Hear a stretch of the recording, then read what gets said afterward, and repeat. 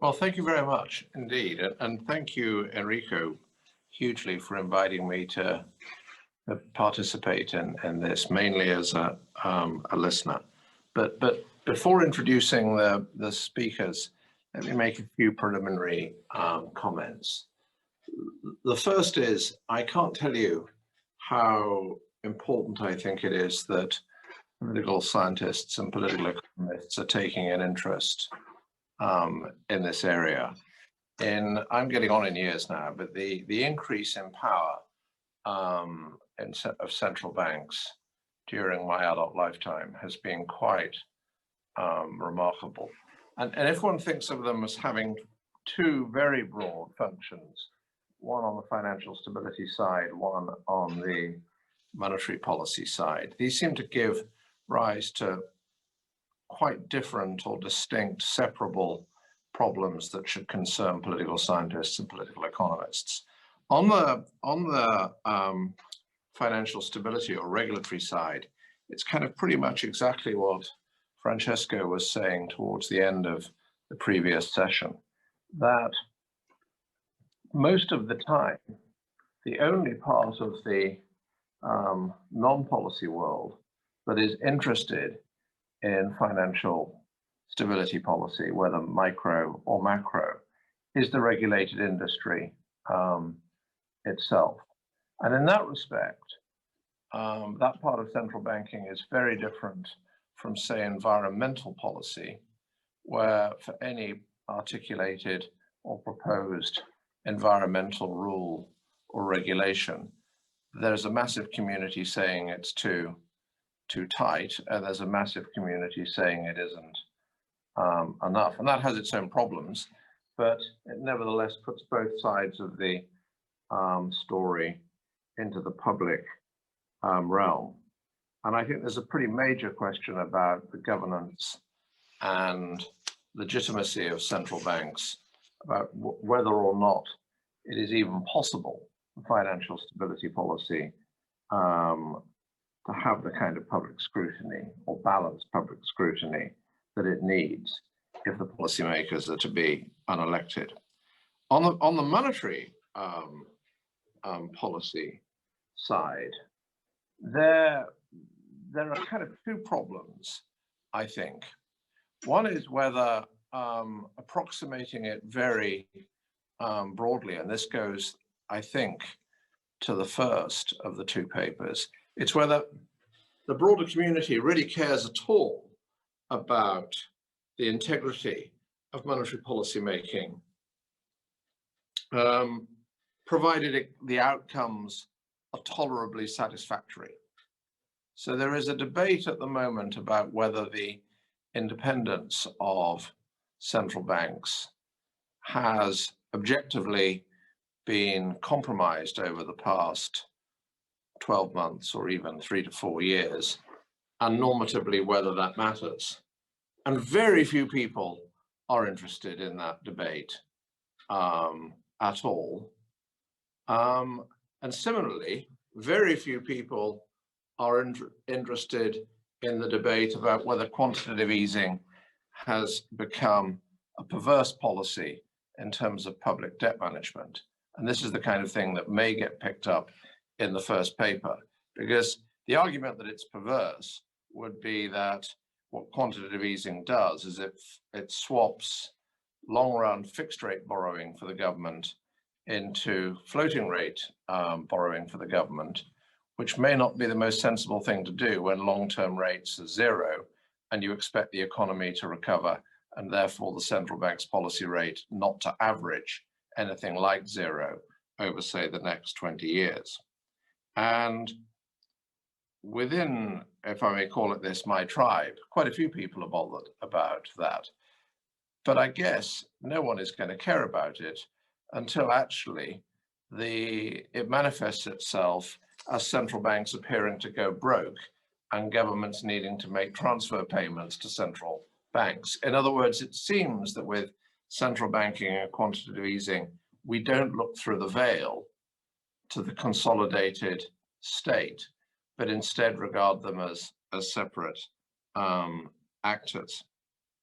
The other great issue is one which certainly the economics, the political economy literature on central banking didn't anticipate a quarter of a century or so ago, which is that if you have a fiscal policymaker and an elected fiscal policymaker with lots of powers, but no legal obligations, and a monetary policymaker with quite a few powers, but not as many, but with a legal obligation to pursue a mandate, and something bad happens, and let's say that something approaching the optimal response to this bad thing would be a mixture of a fiscal response and a monetary response.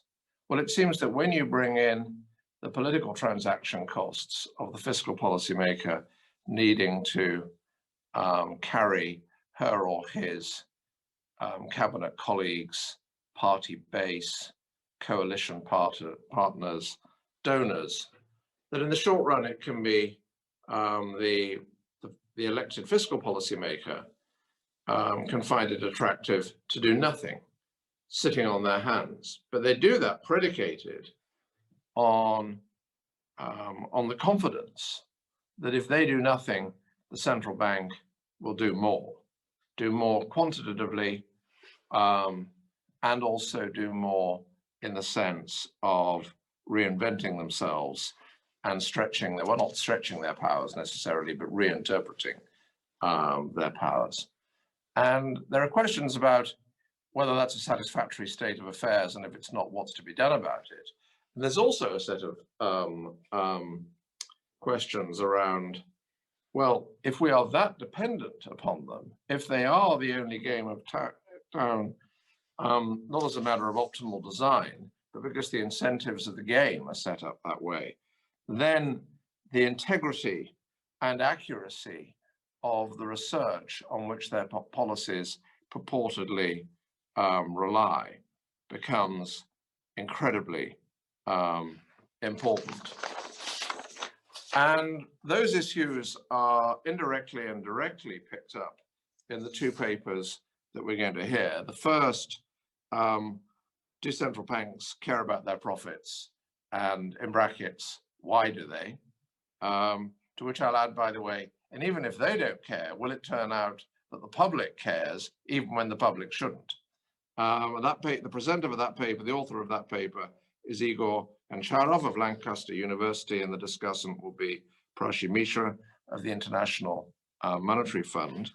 And then after that, we will come to a paper that has got already lots of discussion through the economics community, 50 Shades of QE, Conflicts of Interest in Economic Research, which is going to be presented by Elisabeth Kempf of the Chicago Booth School and discussed by José-Luis Peydró. So 25 minutes per presentation, 10 to 15 minutes per discussion, and then 5 to 10 minutes Q&A. I'm really looking forward to this. Igor. Thank you so much, Paul, for this excellent introduction. Thank you also to the conference organizers for giving me this opportunity. This is joint work with Vasu Anid and Martin Schmalz, and we ask why or do central banks care about their profits. The reason we started looking at this subject is twofold. On one side, due to financial crisis and central bank use of unconventional monetary policies, their balance sheet has expanded significantly, manifold. The composition of assets on the balance sheet has also changed, exposing central banks to significant risks of losses, so the accounting losses, the number that they report on the income statement. In this setup, interest rate changes can have profound effects on central bank profitability. And at the same time, central bank profitability is often discussed as a guarantor of central bank independence. That's the view widely shared among central banks and the public.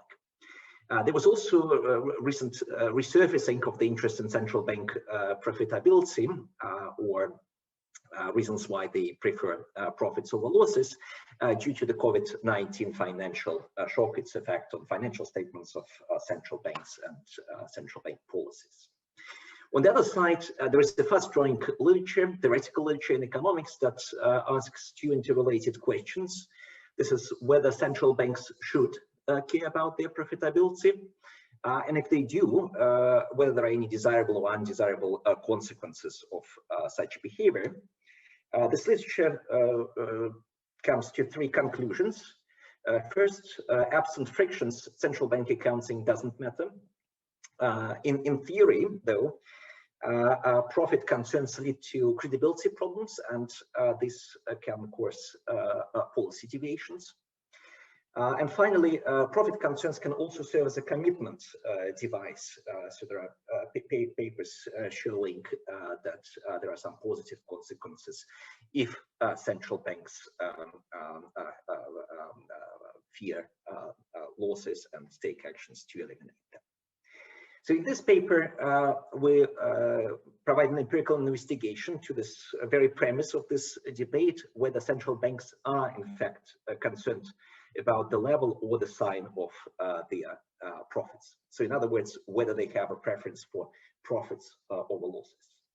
Anecdotal evidence is plentiful from many countries, starting from the US, where the Fed's fear of losses was argued to explain less than desirable response of the Fed to the Great Depression, causing the crisis to be worse.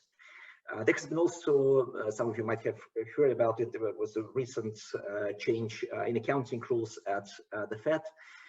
Just as the discussions in the public, in the media started about central bank, about the Fed needing to increase the interest rates, the Fed changed its accounting rule in such a way that makes it effectively impossible for the central bank to ever report negative equity or negative capital. Very unorthodox accounting solution. There are examples from many other countries, including Bank of England, ECB, and the Swiss National Bank.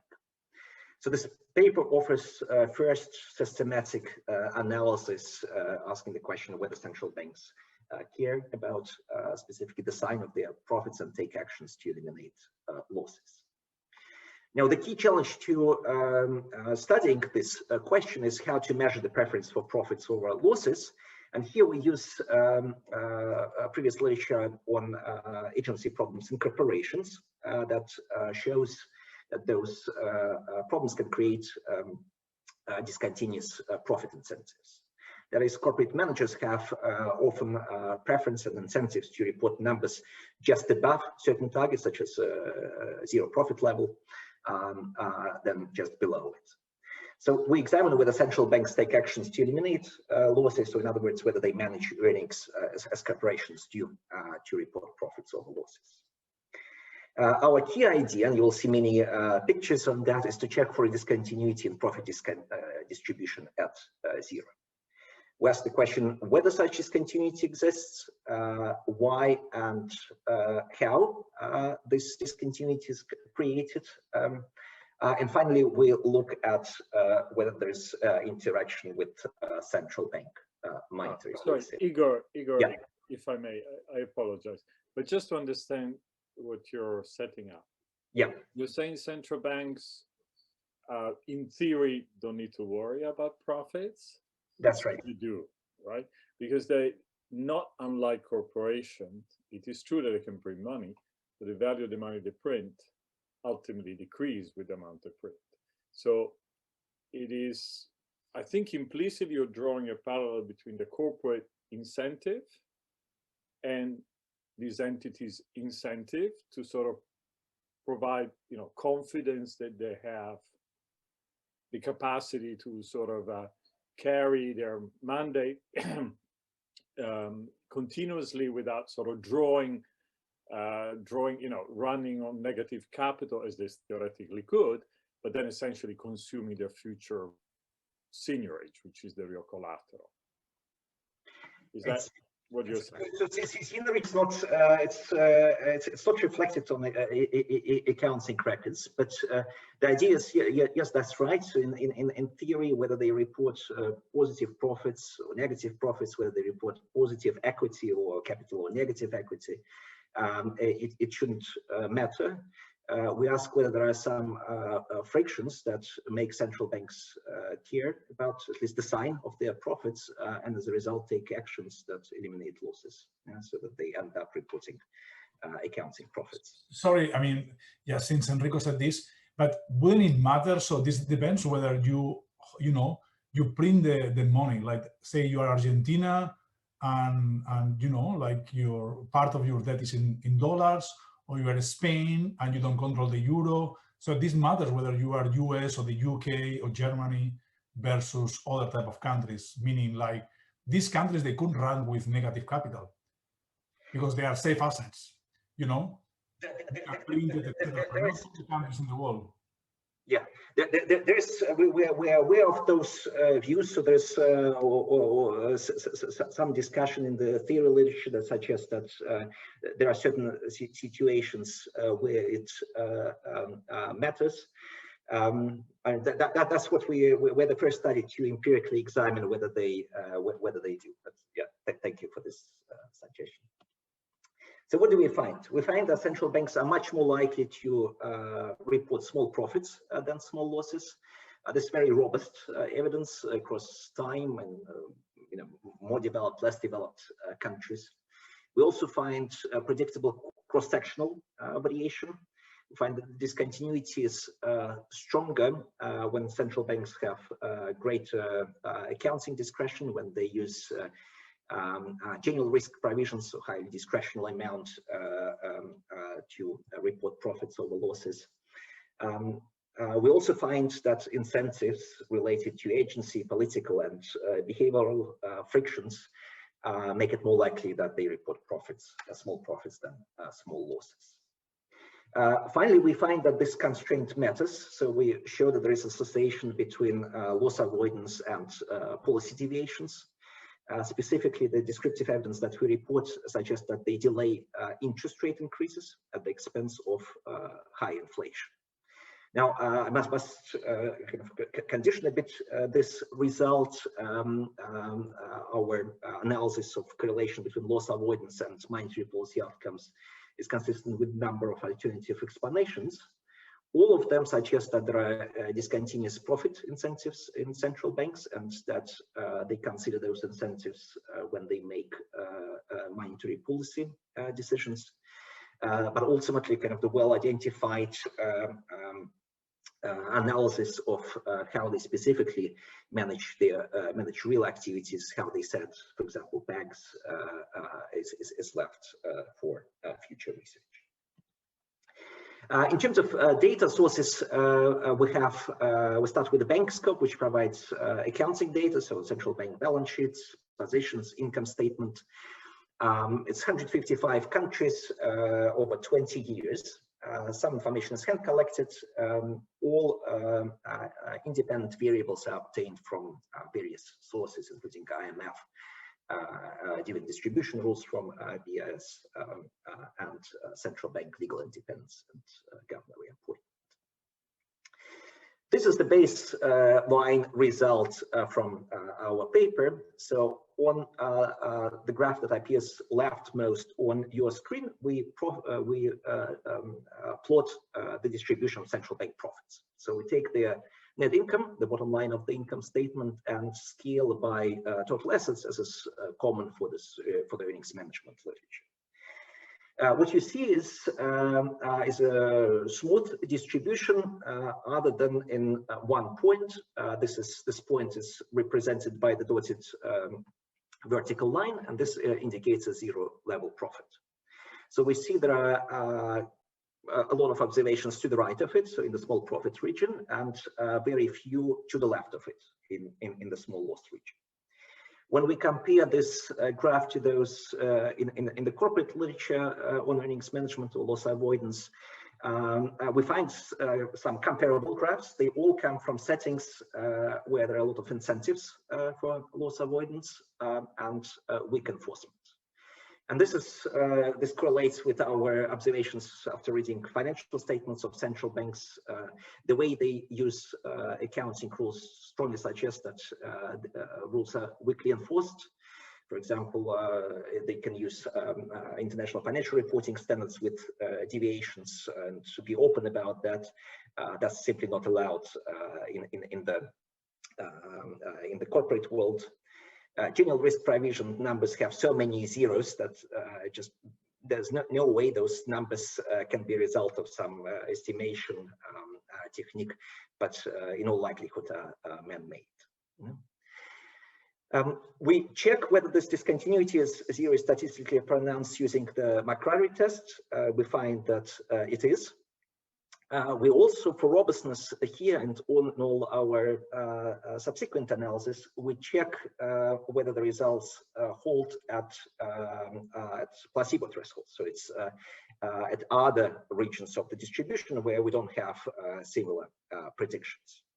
If we have sufficient number, like 100 or 500 such random thresholds, we can look up how many t-statistics, how many results are higher or similar or higher in magnitude to our result at zero profit, calculate the probability of those results being higher at placebo thresholds, and we see this as a test of the likelihood that results at zero are somehow spurious or caused by some other underlying relationship not related to earnings management. Now, through all of those results, we see that the relationship here and in other regions is strongest at the zero profit threshold and doesn't hold elsewhere in the distribution. We find that whether we look at high-income countries or low-income countries or at different time periods, results are very robust in all of those graphs. We find this very pronounced discontinuity at zero. Now, as a next step, we'll look at why or how this discontinuity is created and try to attribute it to loss avoidance and earnings management, so some active actions on the side of central banks that eliminate losses. One alternative interpretation that I'm going to tackle indirectly through my slides later, and that we have also more direct tests of in the paper, is the business model argument that somehow for central banks, just by the nature of their business, losses are less likely. So I think we're not able to find any support for this prediction. What we do look at, and I'm going to show you this on slides, are different factors of ability and incentives to avoid losses. Finding results supporting that ability and incentives drive this distribution make it also less likely that somehow this loss avoidance or discontinuity zero is a mechanical byproduct of central bank business model. So looking at the different ability factors, the first one we consider accounting rules. Here we differentiate between international financial reporting standards, IFRS, which are applicable nowadays for firms around the world, for listed firms, and local standards. IFRS, by previous studies, was shown to reduce ability for earnings management. There is no general risk provisions under IFRS, which are highly discretionary and allow central banks effectively to report expense of any magnitude, within certain constraints. And then after those reserves were created, accounting reserves were created, they can release them, increasing earnings in the following periods. IFRS requires more mark-to-market. There is less of the use of off-balance sheet positions, which can be used to hide losses. As an alternative to that, local standards. So from now on, you will see on the slides two graphs. On the right side, graphs where we expect more loss avoidance incentives or ability, and on the left side, less. Visually, under local standards, we see a more pronounced loss avoidance. There's no way through the McCrary test to compare the significance and the magnitude across different distributions. So instead of that, we use regression analysis.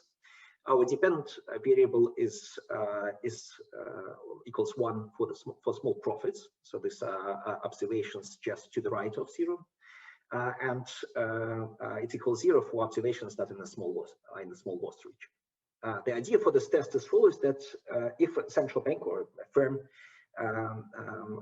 sees it will report small losses, it can easily make them go away, through some accounting manipulation.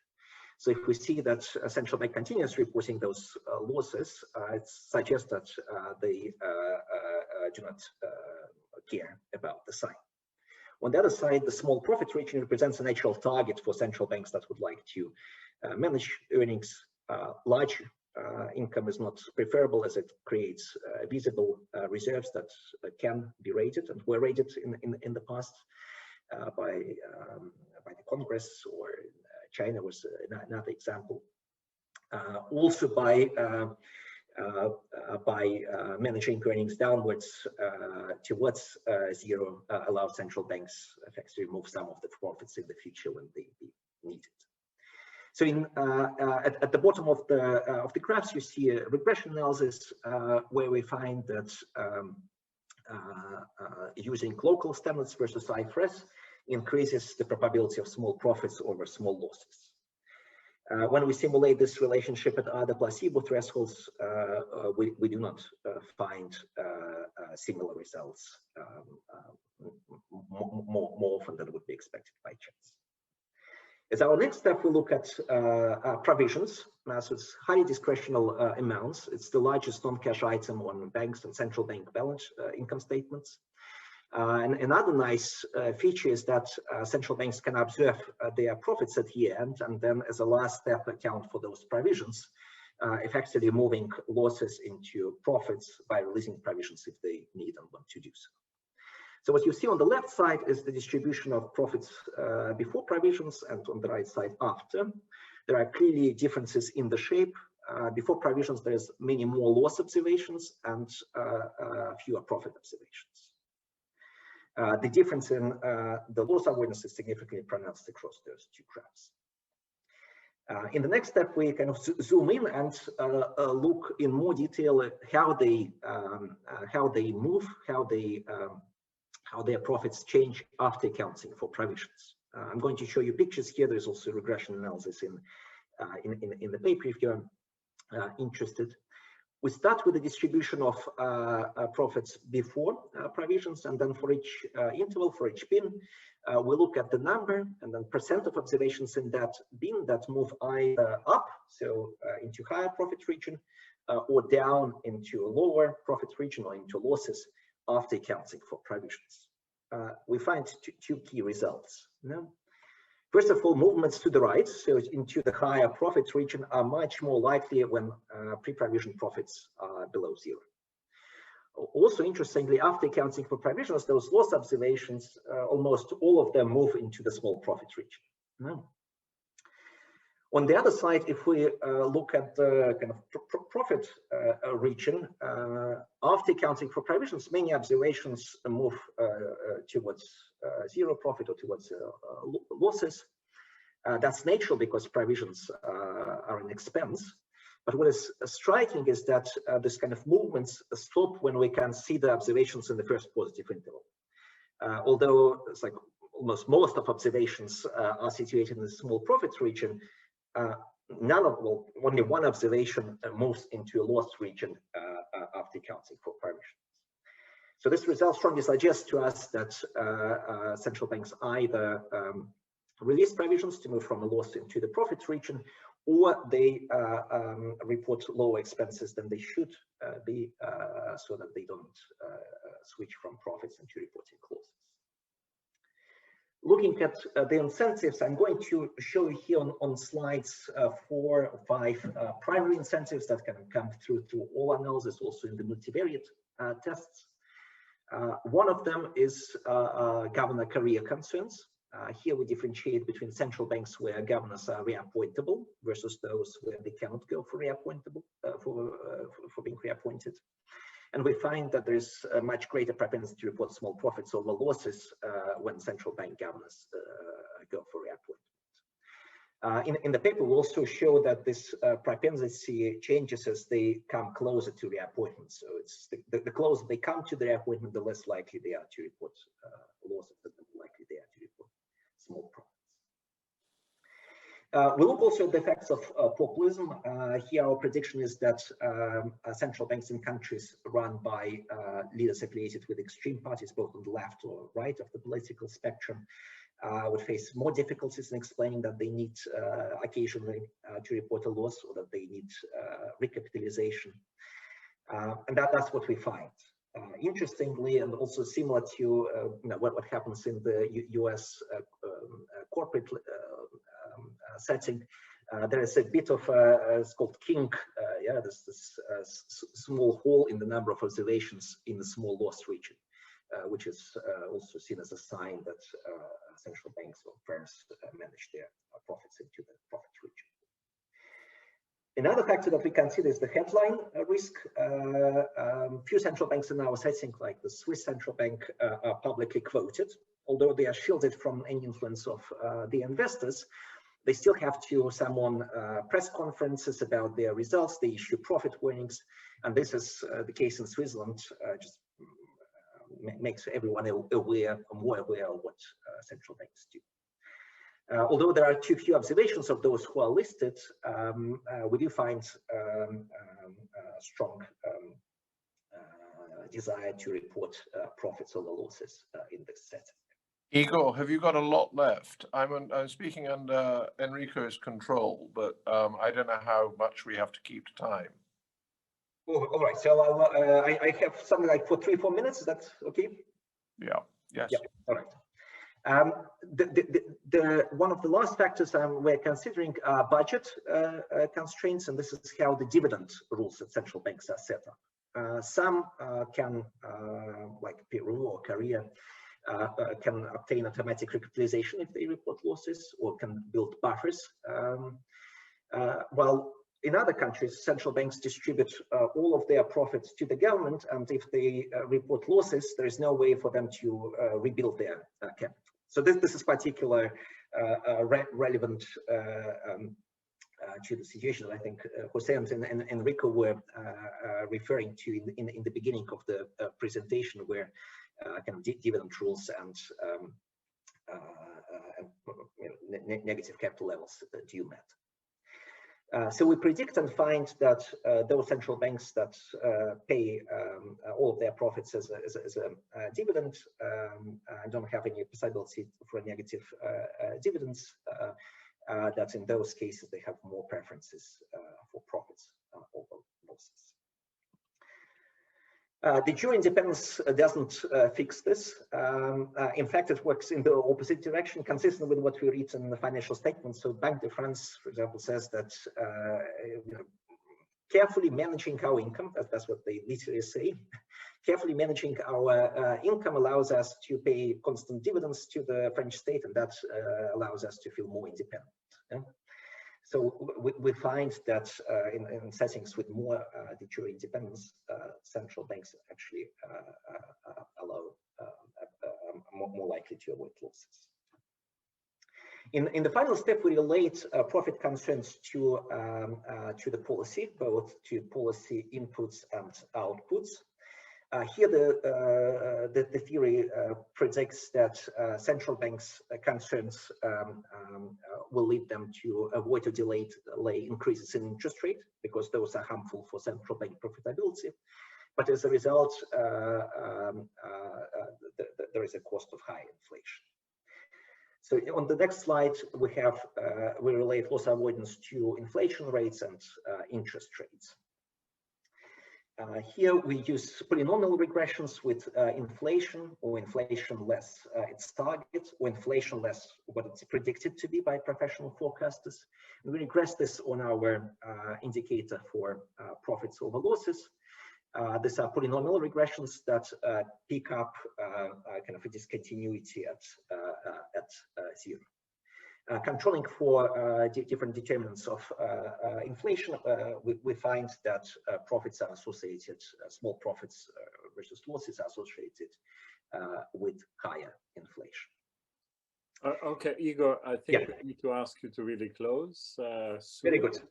So this is the last slide. We do find the same results for the interest rates.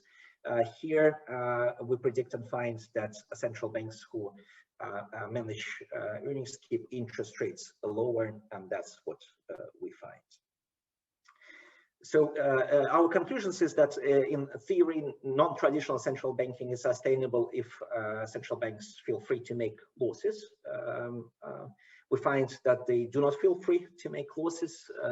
There is a significant discontinuity at zero, and we find reasons so why and how they do it.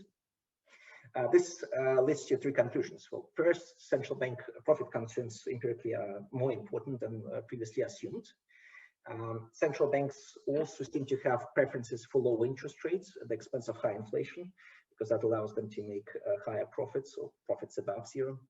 And finally, the risk to monetary stability may be great in such climate, and especially due to rising political pressure. That's it. Thank you so much. I look forward to the discussion questions.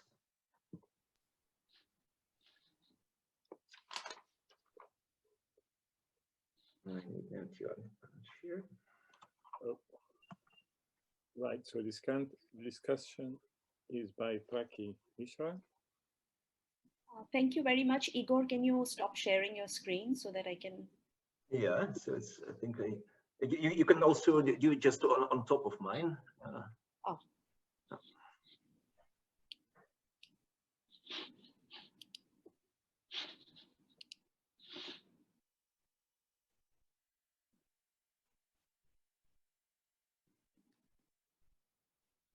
So am I audible? Yes. So thank you very much, Thomas and the organizers. This is a very interesting conference, and I have to say that I'm in India currently, so it's 11:15 for me, 11:15 p.m. for me. So please excuse me for any, late night. Yes, I'm not sure why. So thank you very much. I think Igor did a great job. It's a very interesting paper. In fact, the paper is fairly well advanced, so I don't know how much I can add, but I'll definitely try. So let me start by summarizing the paper. So the main question which the paper asks is, whether central banks are in fact concerned with the level or sign of their profits. And the methodology is, is to focus on a set of central bank year observations which are close to the zero profit threshold.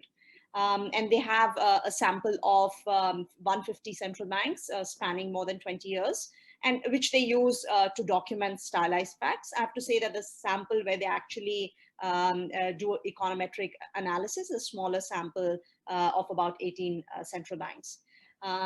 So the key finding is that, Igor and his co-authors document that central banks are discontinuously more likely to report small profits compared to small positive profits compared to small negative profits. And this discontinuity is what they document, which I find very, very interesting. The other interesting finding is that the significance and the magnitude of the discontinuity increases with a couple of factors. One is whether the central bank has ability to control the reported income through use of provisions. And I think perhaps more interesting is, this discontinuity increases with greater incentives to avoid losses. And when does a central bank have is more incentivized to avoid losses? If the central banker is more likely to be reappointable, if there's higher political pressures, if there's higher public scrutiny, or if central bank faces budgetary pressures or hard budget constraint. So this is, I think, the heart of the paper. Of course, there are the placebo tests, etc., and tons of robustness, which Igor and his co-authors do in the paper. So let me start very briefly on what the paper contributes to the literature. I think there are two strands of literature, and one is the strand which assumes that in their models that central banks care about profits, And the other opposite strand is basically that look, profits are irrelevant in the absence of any frictions. I think what is unique about this paper is, I mean, it sheds light on both these strands. And by showing the bottom line that by rejecting the null that central banks are indifferent to profits. So let me start by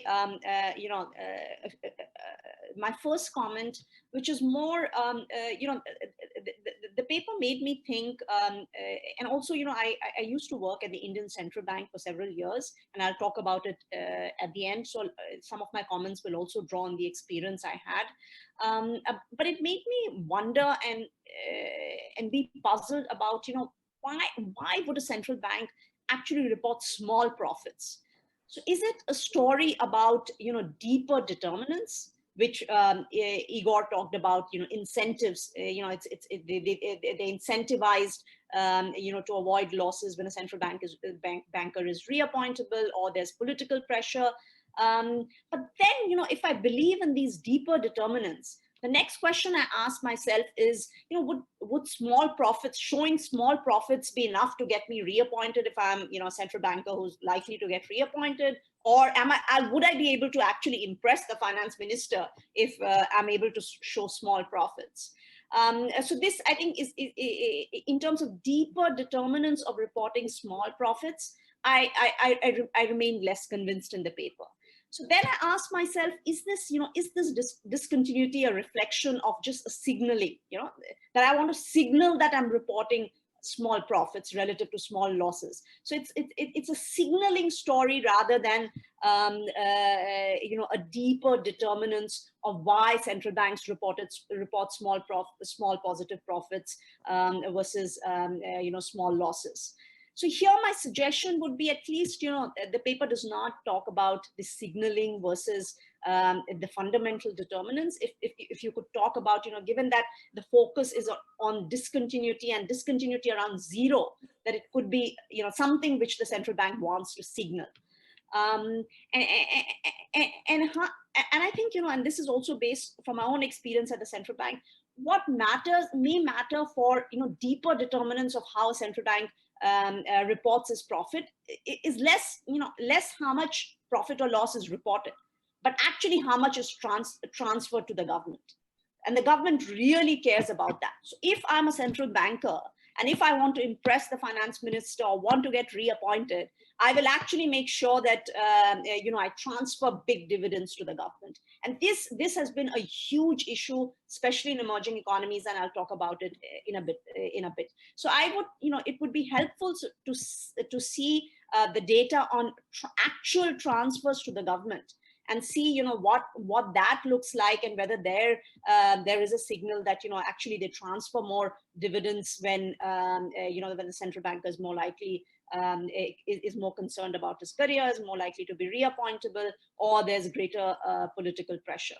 So this was my first broader comment in terms of why this focus on small profits.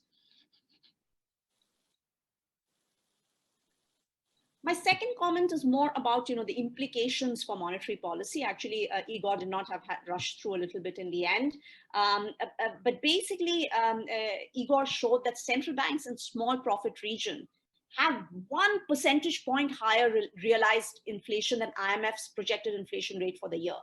This is huge. 1 percentage point higher inflation. This again made me think that central banks decide monetary policy. They meet every month or two. The estimation of transfers is an annual exercise. And it's not clear that ex ante in every meeting, and I've been a part of many of these monetary policy meetings, I've never got a sense that, profits would be a consideration in deciding monetary policy. In fact, these two decisions are done by totally, different departments of the central bank.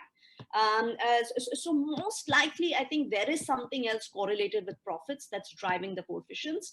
And actually, if you compare, I want to, the relevant columns in that table, the magnitude of the profit coefficient actually, drops dramatically. So when you control for the, if you compare the last two columns of that, relevant regressions. So I think this is a harder sell for me, that, inflation is actually, what central banks report as profits or losses actually has implications for monetary policy making and has implications for inflation. I think little suggestion I might have here is, if you look at other macroeconomic variable forecasts like output gap, maybe it could go a little bit farther in in convincing that inflation is actually determined by central bank incentives to report profits or losses.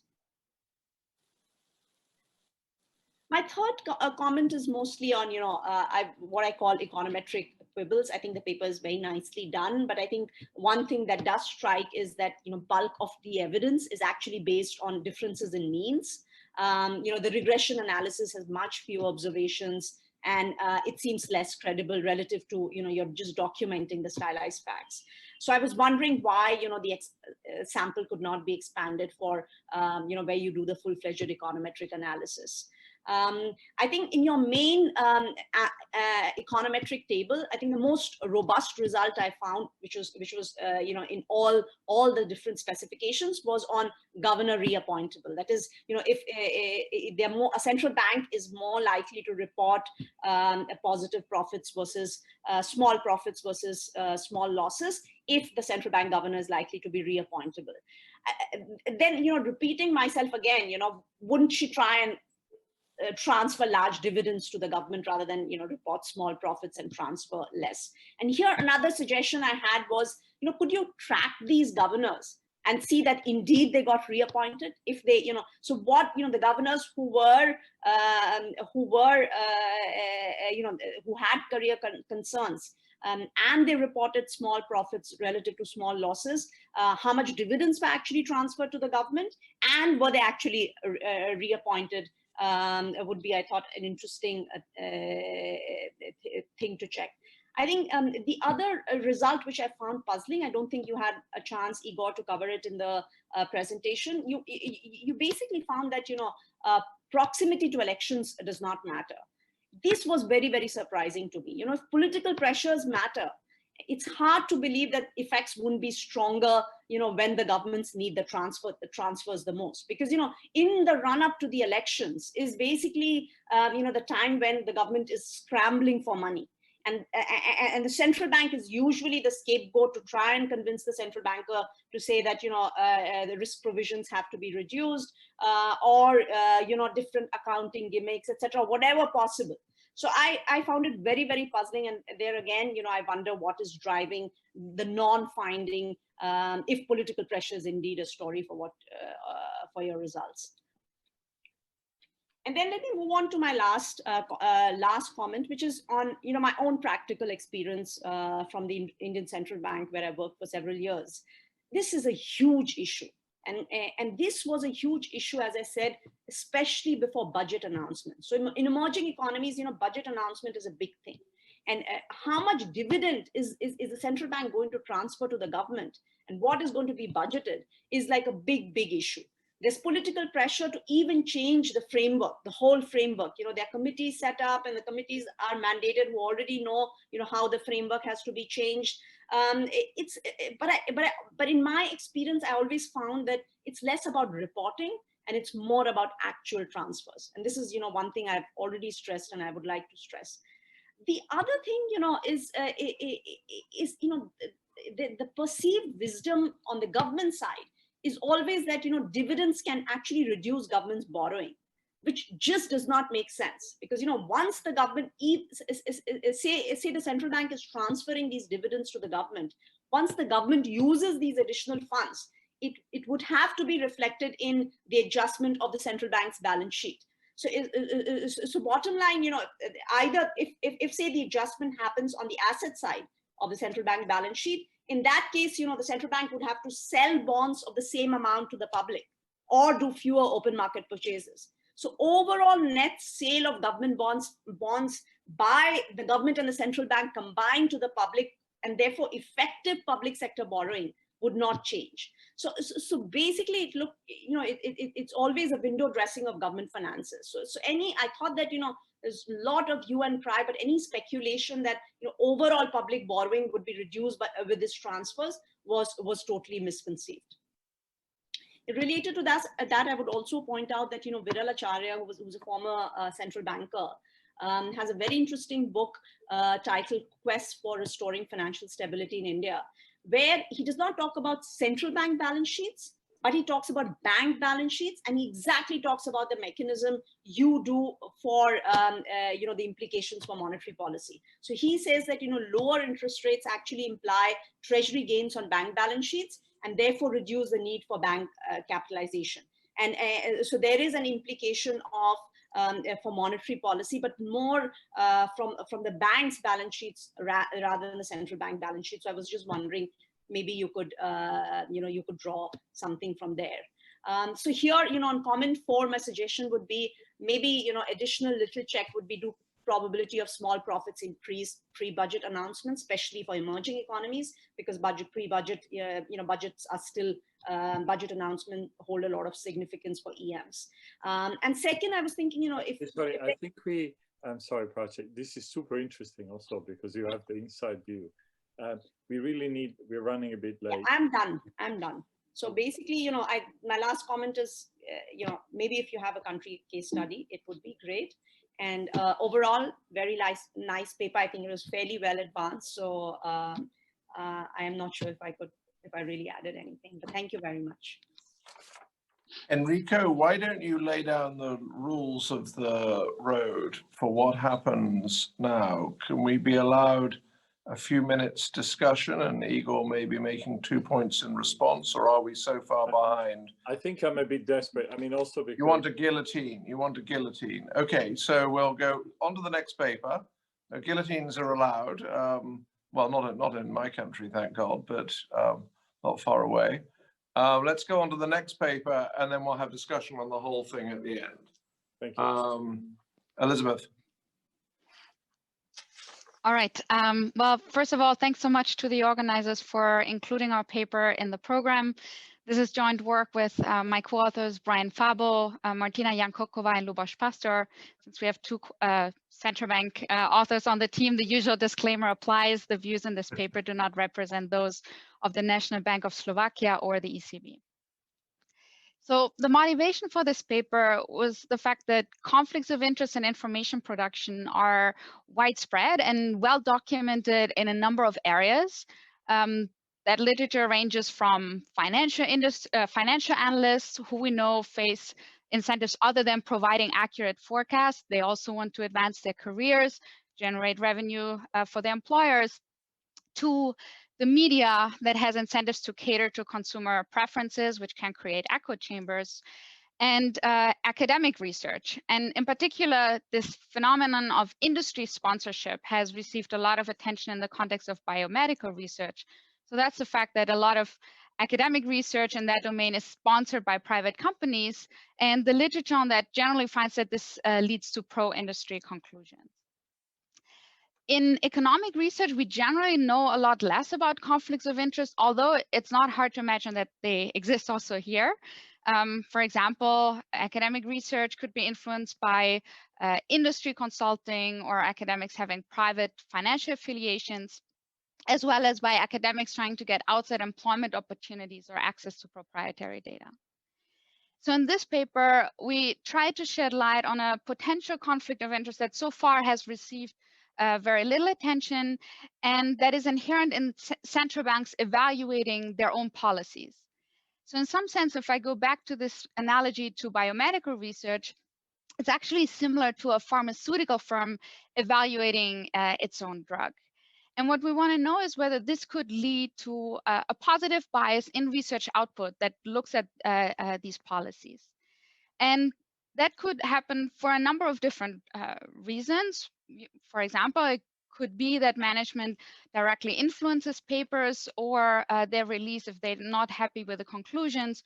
To be clear, we're not aware of an anecdote of something like that happening at a central bank, but we do have a recent anecdote from another public institution, the World Bank, where, according to media reports, a controversial paper was blocked by higher officials initially.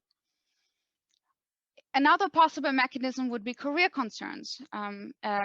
Central bank economist might be worried that reporting central bank policies to be ineffective could make her unpopular with the superiors and potentially harm her promotion prospects. And note that it would be completely sufficient for this only to be a perceived possibility by the economist. It could be entirely unfounded.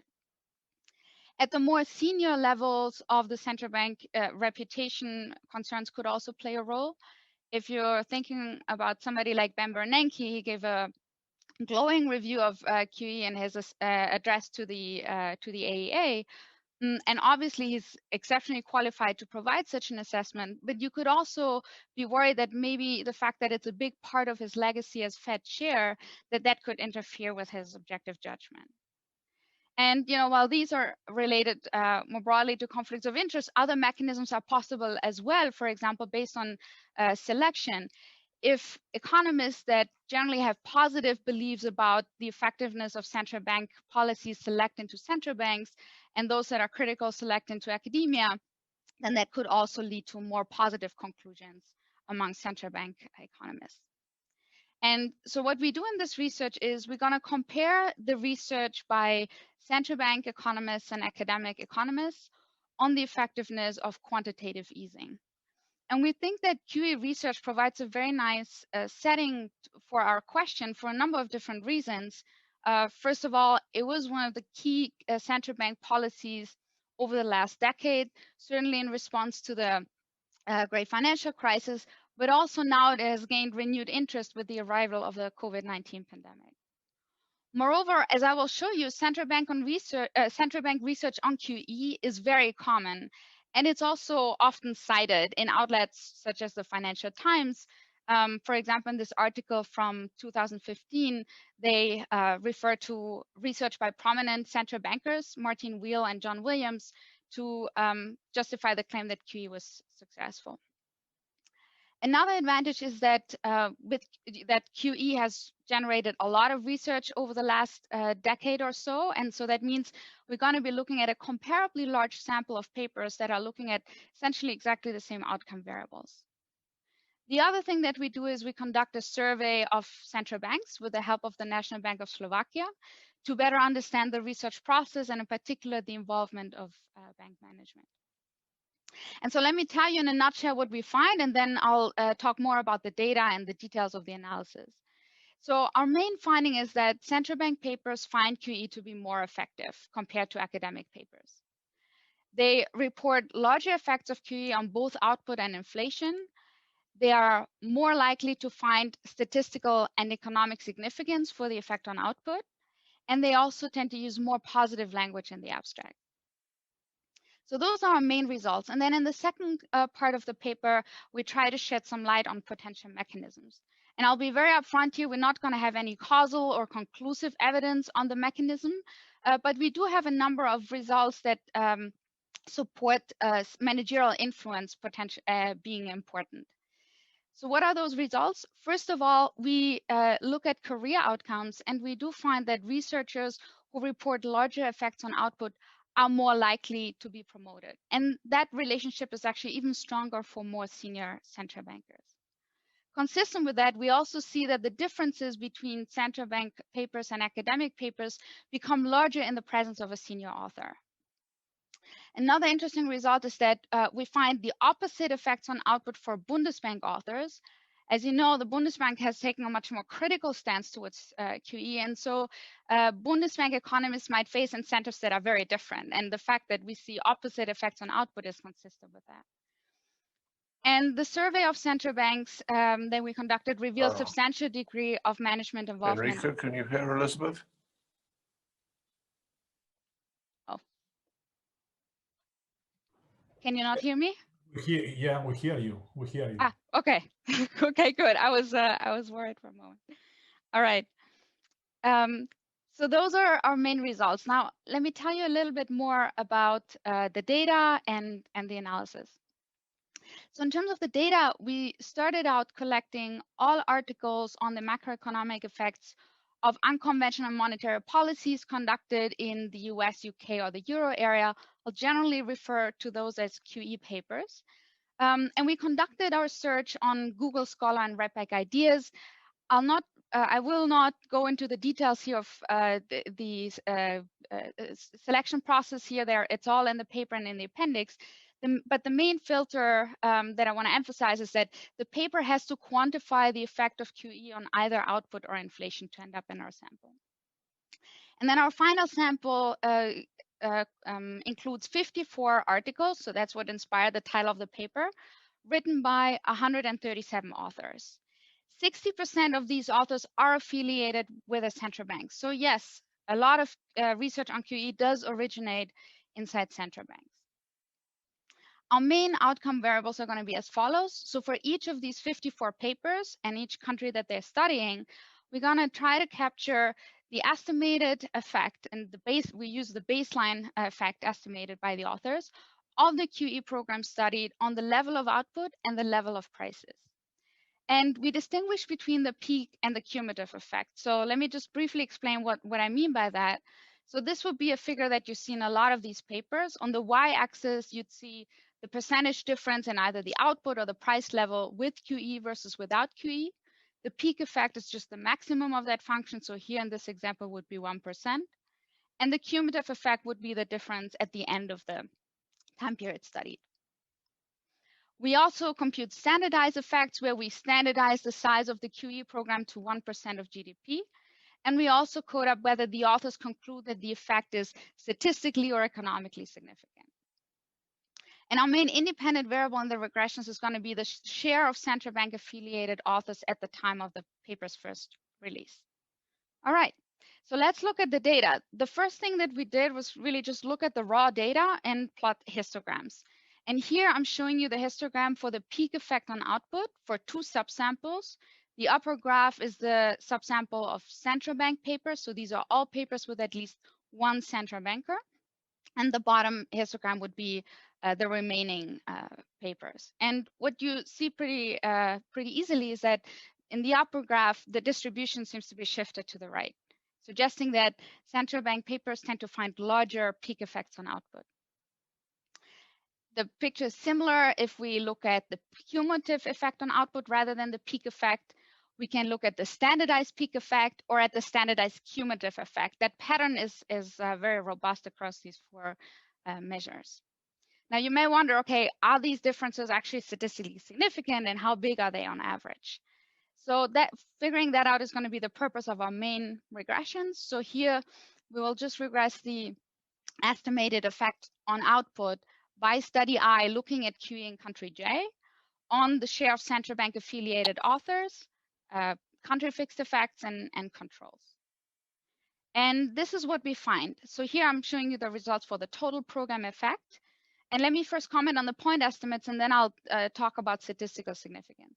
So this 0.723 in column 3 here tells you that compared to papers with 0 central bank authors, studies with 100% central bank authors find 0.723 percentage points larger peak effect on output. That's large relative to the mean. The average paper finds a peak effect of 1.57%. So relative to that, we're talking about 46%. The differences in the cumulative effect are also large. Here we're looking at 0.512 percentage points difference, which is 59% relative to the mean. Now, what about statistically and statistical significance? Generally, I'd like you to focus on the p-values here in square brackets. Those come from a wild cluster bootstrap procedure. We do that mainly in case you're worried about potential small number of clusters here.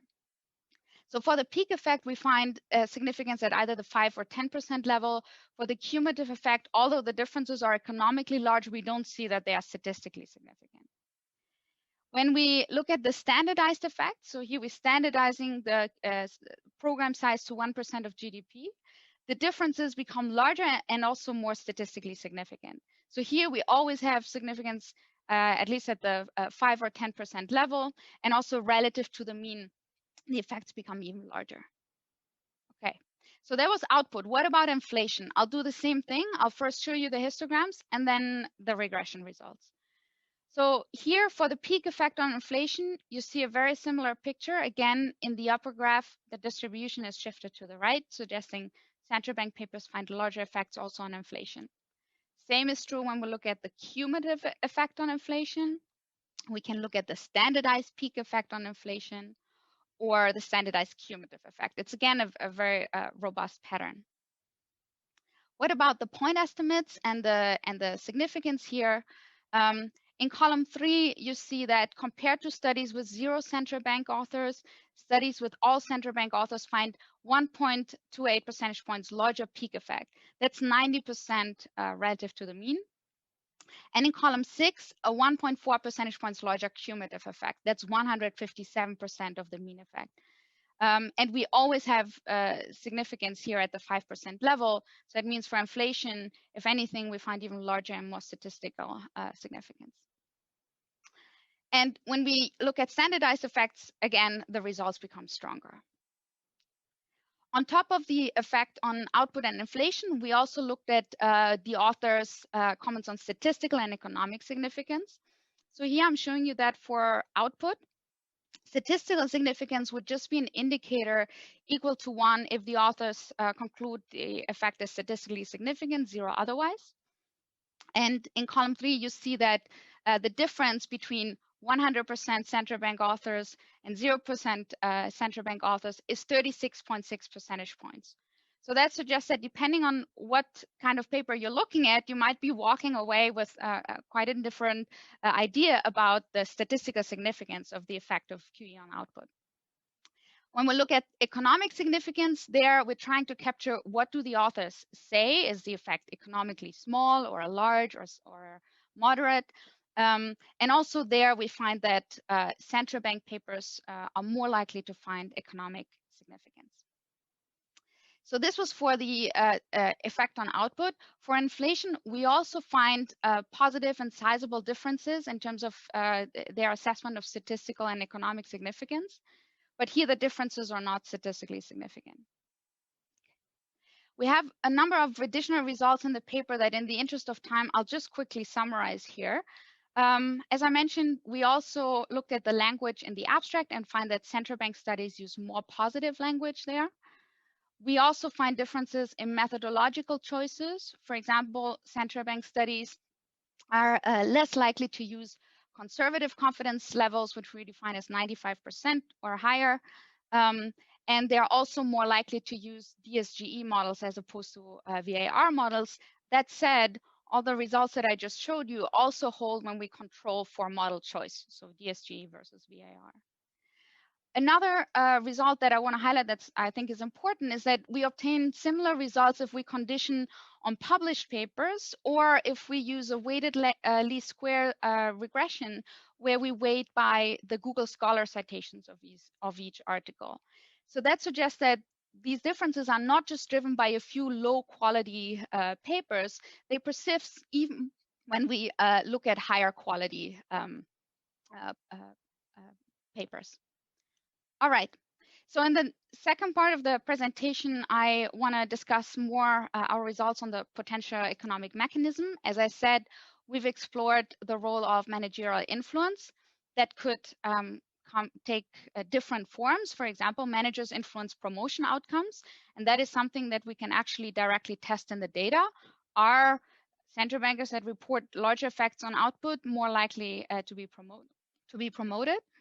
And the other possibility is that management could also influence the research process. Now that we're not going to observe for our 54 papers here, but we can test this via a survey, and I'll share those results with you as well. All right, let me start with the first one, career outcomes.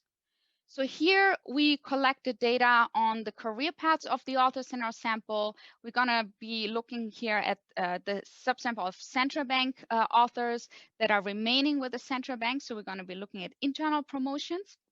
And we excluding authors with stale information. the main variable of interest is going to be the change in rank after the paper's first release. And so for that, we convert the job titles of these central bankers to a numerical scale that goes from 1 to 6, and then compute the change in the rank after the paper's release. And then we're going to relate this future change in rank to the estimated effect on output or inflation, as well as country fixed effects, and also a set of finer author controls here. And what we see is that reporting larger effects on output tends to be associated with more favorable career outcomes.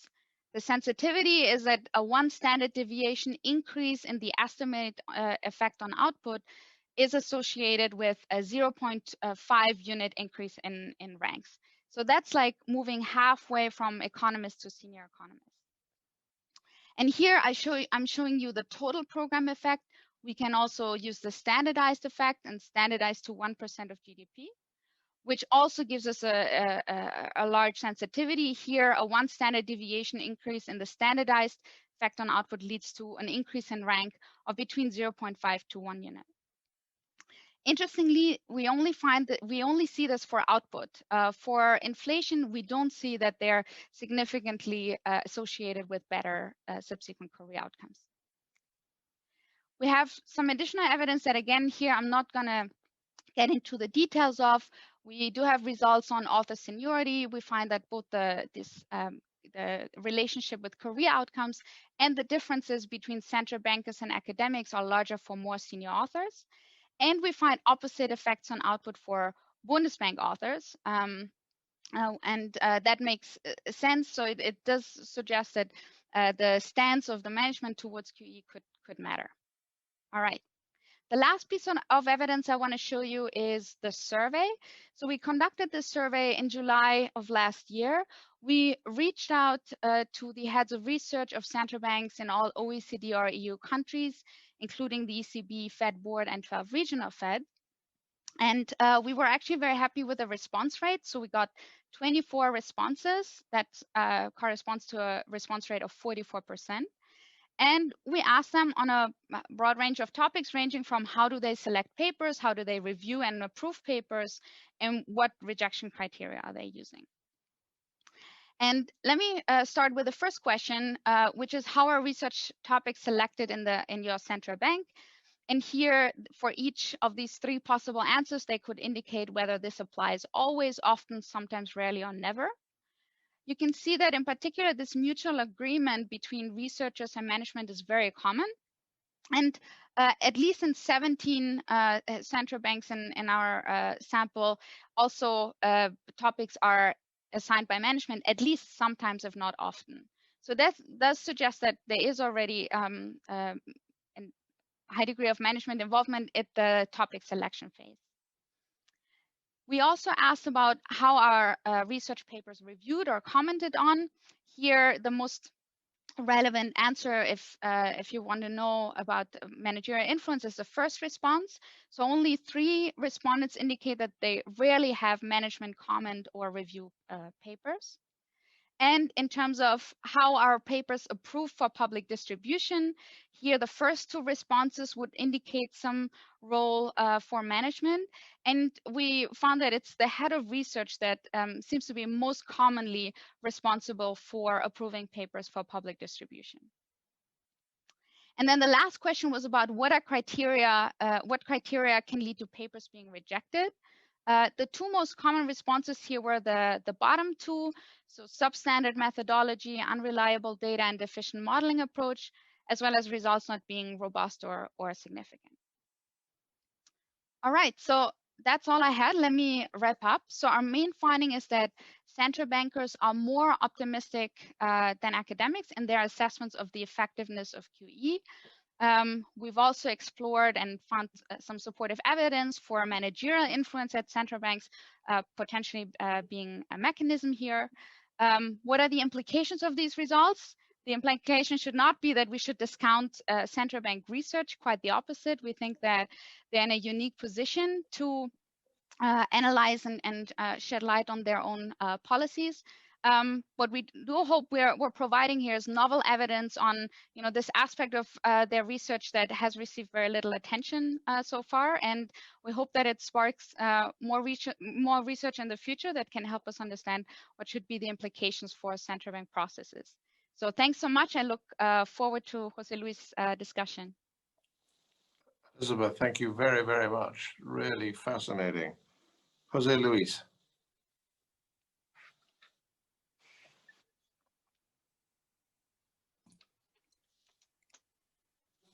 Thanks a lot for inviting me to discuss this very nice paper. Let me go here.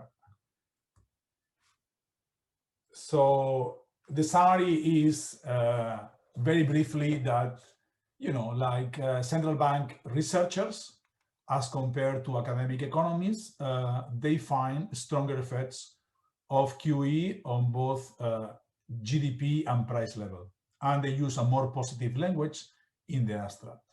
And moreover, later on, these academics that are, provide larger effects, report larger effects of QE, they experience a better career outcomes. So that's a very interesting question first, and results. And it's extremely well executed paper. It's a paper which is very difficult to make suggestions. Is 149 pages. So there are 40 pages as main text and 109 pages of appendix. So it's very, very difficult to come out with a suggestion. So despite of this, I will try to make some specific suggestions for potentially further test. But as you can see, it's already extremely well executed. Then I will have some specific comments. The first comment is, what is the true effect of QE on the economy is not clear. From a theoretical point of view, if you take Wallace, it's like a kind of Modigliani-Miller for fiscal policy, which is similar for monetary policy and QE. And it's basically, if you swap reserves, which is a shorter asset, by a longer asset, at the end, nothing is going to change, which is what Bernanke said, which is QE works in practice, potentially, given the paper today, but it doesn't work in theory. Of course, these assumptions in Wallace, in Eggerson and Booth, for etc., and other papers are similar to Modigliani-Miller for finance. So in a sense, once you move away from, in a setting with financial friction, financial distress, heterogeneous agents, then there might be some effects. But suppose that there are positive effects. Then what is impossible to know for us, is what are the true effects empirically. Once we don't know what are the true effects empirically, it's not even clear theoretically, but empirically, it's very difficult to know who is right, who is biased. Are the academic economists biased? Are the other ones, the central bank biased or no? Now, importantly, so the paper, this paper only analyzes GDP, so the impact of QE on GDP and prices. This is very, very difficult to analyze empirically. Like, not the paper, but empirically, if I want to analyze the impact of QE on GDP, is much more difficult than analyzing a direct channel of QE. That is, to analyze the impact on GDP and prices, I need to use like a kind of black box VAR, or a more structural VAR, or even more structural DSG model with a lot of shocks. Now, it's so difficult that out of the 54 papers, only one, I think, and I checked this a couple of times, is in a top 5 econ journal. There is one AER, and there is one JME and one AJ macro. That is, 51 papers are below the top macro journals or below the top 5 econ journal. So I am suggesting here a placebo, which, as I said, you already do a lot, no? But in a sense, I think that, it's very nice the setting of analyzing, GDP and prices, because in a sense, you can manipulate more if you want, because in a sense, to go to the GDP and the prices, there are many channels in between. and therefore there is more room for manipulation, and therefore for disagreement between academic economists and central bank economists. So what would be a simpler exercise, which will be the impact of QE on directly medium-term and long-term rates? That's relatively simpler, or in credit spreads or in lending. And those papers, there are papers on those left-hand side outcomes, like long-term rates and credit spreads and lending, which are published in top 5 econ journals or in top finance journals. And in here, my prior would be that the disagreement will be lower. So wherever there is kind of more room for manipulation, effects will be stronger. Then what is the objective of the central bank? It's not super clear to me. Because if you show, as a central bank, if you show that you are very powerful, a pharmaceutical company wants to be very powerful because it wants to sell, right, the drug. But a central bank, if it is very, very powerful, you know, then the politicians will want to take over from the central bank. So there might be banks that right now they have as president and or vice president former politicians. In a sense, since Paul Tucker is here, is that do the central bankers prefer to be the current central bankers or the past central bankers when QE was, you know, done? Do they prefer to be an elective power, or do they prefer to be the politicians to take over? So it's not super clear the objective of central banks. Okay. Then one is not super clear. One suggestion is on inflation. So when the ECB adds, it must be that inflation has to be key. The ECB cannot, you know, it's more difficult for the ECB to add if inflation is not key. So one test that I would suggest is only analyzing QE in the euro area. Of course, this should not be done with US, because the QE of US started in 2008. It started in the crisis. So results in the US are larger because of the crisis. Well, QE in the euro area started in 2015, long after the crisis. So would, you know, with the QE in the euro area, would the central bankers, in particular ECB in this case, or other national central banks, report higher effects on inflation vis-a-vis academic economists or central bankers from other places? Then the Bundesbank. Of course, the results on the Bundesbank are very nice. But suppose that, you know, there are few papers on the Bundesbank, I mean, done by Bundesbank people.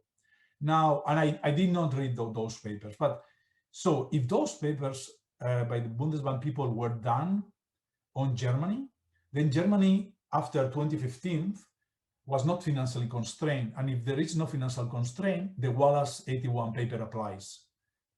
Then, or do you find that the Bundesbank people on the euro area, that is on the whole euro area, then they find different effects between Germans, if the central banker is from the German central bank, vis-a-vis, you know, other central banks and academics. Another one that you could try is the JIPS versus the north of Europe. JIPS wanted, you know, Greece, Italy, Portugal, Spain, they wanted QE. North of Europe did, you know, not so much. Would you find different results on the euro area? Of course, they should be on euro area studies, because of course the effects will be stronger in Spain of QE, because Wallace and the type of arguments would not apply because there are more financial frictions. More on the mechanisms, career concerns is not super clear, the contrafactual. Let me just give you an example. I mean, this is an example. So Peter Karady has two papers in your 54. He has, you know, gone up a lot in the European Central Bank, but also in citations and in impact. I mean, he is top 5 in the euro area in citations over the last 10 years based on REPEC.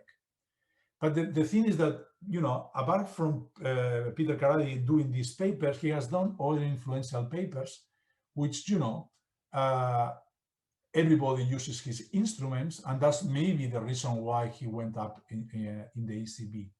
So in a sense, what should be the control? So is the people that are providing better results, people which are also writing other papers which are even more influential, remember the papers that are here in the 54, they are not in the top 5. They are not in the top macro journals. So in a sense, why these authors go up in the ranking, in their careers? Is it because those papers or because other papers? Then a sample bias. I mean, I do believe on your results, so I must say that I do believe on the results. So these are suggestions. Now, so there might be a sample bias on the papers which, you know, both of course in the academics, because maybe the academics don't write papers which there are no results, for instance, but you find papers with no results. But there are also papers, you know, like on the central bankers, you know, like you find papers which are written on the web. But if I'm a central bank, and assuming that my central bank doesn't like the zero effects, then I might not pursue the paper. So in a sense, you know, like the sample bias is that there is these potential papers out there that they were never on the web because, you know, in a sense, they didn't want to piss off their bosses under your assumption. In a sense, what is a potential even stronger effect, which is impossible to analyze, or potentially is possible to analyze, but it is different, is topics that central bank researchers will never analyze. Okay, so one suggestion, I don't know whether you have enough statistical power, is when you find a weak result from a central bank economist, are those papers published as central bank working paper? In a sense, you have an affiliation to 2 central banks. Is your working paper going to be published in the central bank as a working paper? Okay, under your assumption, some central banks will not publish weak results as a working paper. So this could be another channel to analyze. Okay,